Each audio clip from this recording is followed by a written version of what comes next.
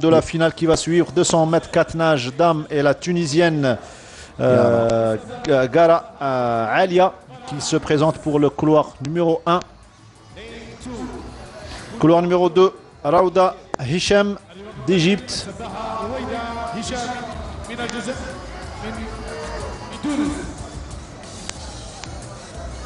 D'Égypte. Oui, l'Égypte. Égyptienne, couloir numéro 2. Couloir 6.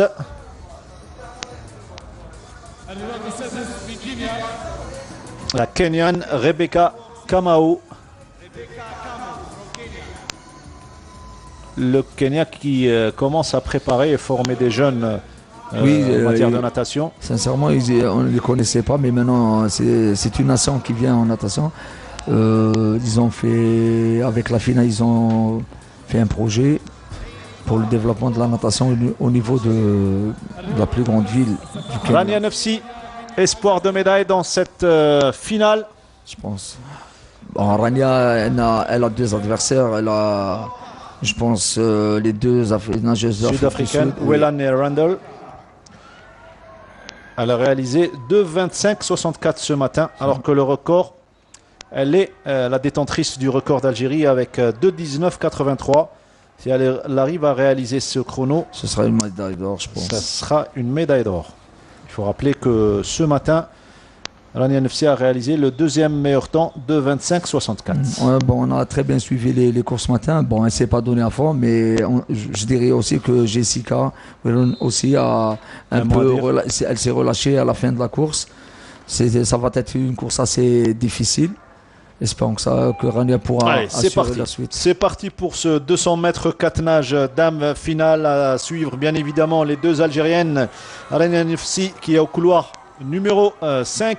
Elle est bien partie d'ailleurs. Et au couloir numéro 8, Zitouni Iman Kautar, la toute jeune qui se bat, qui va essayer de se frayer un chemin dans la cour des grands. Et pour le moment, M. Bouchendoka, Nefsi se comporte bien, elle gère. Oui, elle se comporte très bien, mais là, Nefsi, sa nage la plus faible, c'est le dos. C'est le dos. C'est le dos. Mais je pense qu'elle pourra remonter si elle tient le coup ici. Au deuxième 50 mètres, je pourrais dire qu'en brasse, elle sera bien.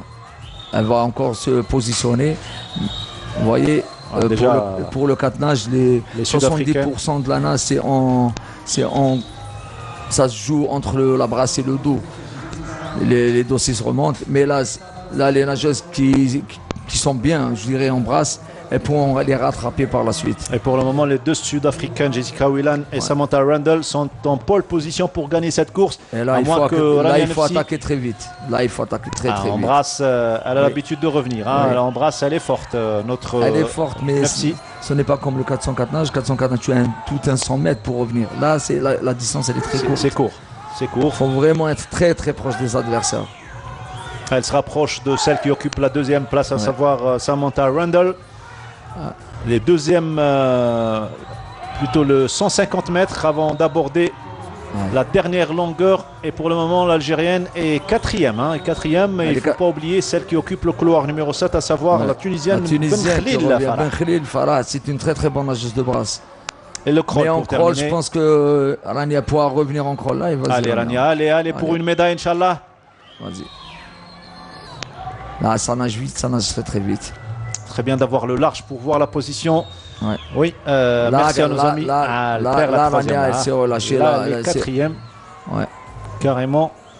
Elle se bat. Khalil, elle sera deuxième, la Tunisienne. Elle peut revenir. Elle se bat avec l'Afrique du Sud. Elle peut revenir. Oui, on peut, allez, Rania, Rania. C'est la troisième place. Même l'argent, elle peut avoir l'argent. Elle peut avoir l'argent. L'argent ou le bronze. Argent, je pense que argent pour quelle remontée de la part de Rania Nefsi. Vraiment magnifique. Il est tout content, M. Bouchendoka. Magnifique, je suis très très content pour elle. C'est une battante. Voilà, on la voit à son regard, c'est une fille qui en veut, elle lâche rien. Les chronos. Est-ce qu'elle s'est rapprochée des 2,20 Oui, 2,21, c'est un excellent chrono. Mais là, le tableau il nous a donné 2,21,72. Pour 7 pour Rania Nefsi et 2,19,91. Et la petite Zitouni qui refait de 29,08, elle a amélioré encore son temps. Mais c'est une médaille vraiment méritée. Bravo, bravo Rania. Très belle course et ça sera la 3e médaille d'argent pour l'Algérie, la 4e. Hein. Ouais, non, la 3e médaille d'argent. Je pense que Rania, avec un peu de travail en dos, je pense qu'elle fera beaucoup mieux. Et au total, nous avons 14 médailles, 9 en bronze, 3 en argent et 2 en or. Ouais. Alors, on a vraiment dépassé notre pronostic. On avait fait un pronostic en présence d'Oussama et de Seyoud. Oui. Et là, on fait un meilleur pronostic, même en absence de non-nageurs. Eh bien, c'est bien. Comme quoi, les 80% de jeunes qui composent l'équipe nationale ont la tête sur les épaules malgré l'absence des meilleurs. Hein. Ouais, ils ont vraiment assuré, chapeau. J'étais pratiquement lors de la conférence de presse la veille de la compétition. Vous y étiez certainement avec les nageurs, mais à la conférence, il y avait Abdallah Arjoun et Nesserine Mjahed. Je leur ai personnellement posé la question, qu'est-ce que ça vous fait le fait qu'il y a les 3 nageurs algériens qui seront absents, Oussama Sahnoun et Seyoud, notamment. La réponse, elle était la réponse d'un grand champion. Hein. Donc, ils avaient la tête sur les épaules, ils savaient quoi ils faisaient, donc ils étaient prêts pour la compétition. Ils n'étaient pas abattus par le fait que, par l'absence des nageurs. Oui, parce qu'au moment où on a su que les 2 nageurs, et plus il y avait Belkhoudia qui n'était pas présent, on était obligé de les regrouper, de leur parler pour essayer de les remotiver. Et moi, je tiens à remercier aussi. On a senti qu'ils étaient bien recadrés. Oui, et je tiens à remercier aussi la fédération qui, pour la première fois de l'histoire de la natation, on a eu un préparateur mental qui est toujours présent, qui suit les nageurs. Donc, on a fait un très très bon travail de fond. Il fallait leur dire à l'avance. Il fallait leur dire à l'avance que vous allez être, je dirais, paraplégique par rapport à ce qu'il allait se faire. En absence, parce que là, s'il y avait Oussama et Belkhoudia, les relais, ce serait été des médailles d'or. C'est vrai. Donc on aurait pu même prendre la première place, je dirais, du classement des garçons, avec 5 médailles d'or, plus celle même avec Jawad Saïd au 200 papes. Bien sûr, 200 mètres papes, 404 nages, c'était faisable. On aimerait avoir, bien évidemment, revoir surtout le finish de Rania Nefsi. Époustouflante, elle a été sur les 15 derniers mètres. Aux 15 derniers mètres, elle était 4e.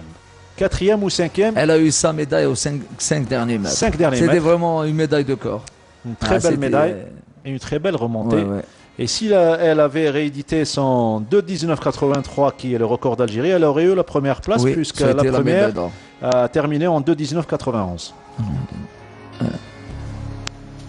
Voilà, 2:19,83 c'est le record et 2:21,72 pour Rania Nefsi. Il faut dire que la préparation n'a pas été très très facile vu qu'il y avait le mois de Ramadan pour tout le monde. Nefsi, tout le groupe. Voilà, on revoit les images. Vous avez raison, ça s'est décidé au dernier 5 mètres. Hein. Vraiment, c'était. Elle est au couloir. Au toucher. Au couloir 3. Non, elle est au couloir 5. L'Algérienne Rania Nefsi. Déjà là, vous voyez, elle est 5e. Le couloir 3, elle est vraiment loin d'elle. Et là, elle est couloir 7 également, la Tunisienne. Elle est très proche de la Tunisienne, plus que de celle de l'Afrique du Sud. Mais c'est incroyable comment elle a pu faire et remonter. Elle les a carrément éjectés du podium.